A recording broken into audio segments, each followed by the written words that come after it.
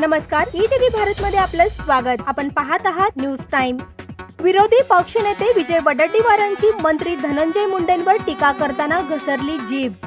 शेतकऱ्यांना दुष्काळाच्या संकटात सोडून कृषी मंत्री परदेशात जातात, धनंजय मुंडेंवर निशाणा। जितेंद्र आव्हाडांविरोधात भाजपा नेते कार्यकर्ते आक्रमक। राज्यात विविध ठिकाणी आव्हाडांविरुद्ध आंदोलन। नागपुरात प्रतिकात्मक पुतळा जाळण्याचा प्रयत्न।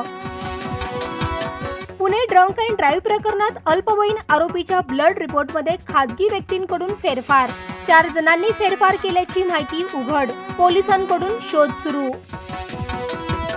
काळं कृत्य करणाऱ्यांसाठी ससून हॉस्पिटल 5 स्टार हॉटेल झालं आहे का?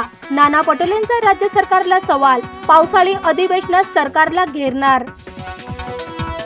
मंत्री शंभूराज देसाईंनी आमदार रवींद्र धंगेकरांना पाठवली हक्कभंगाची नोटीस।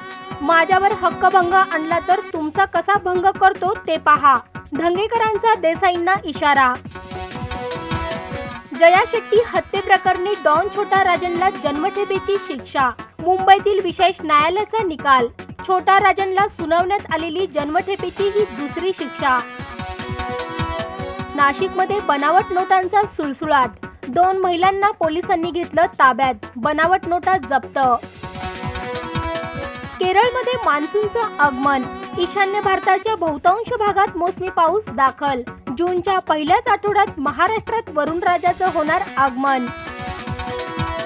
भारत पाकिस्तान सामन्यावर दहशतवादी हल्ल्याचं सावट। इसिस या दहशतवादी संघटनेने दिली धमकी। 9 जून रोजी न्यूयॉर्कमध्ये होणार आहे सामना। अनंत अंबानी आणि राधिका मर्चंट यांच्या लग्नाची तारीख ठरली। 12 जुलैला मुंबईत होणार शाही विवाह सोहळा। पत्रिकेचा फोटो आला सोशल मीडियावर। या बातम्यांसह इथेच थांबूया। अधिक माहितीसाठी लॉग इन करा etvbharat.com।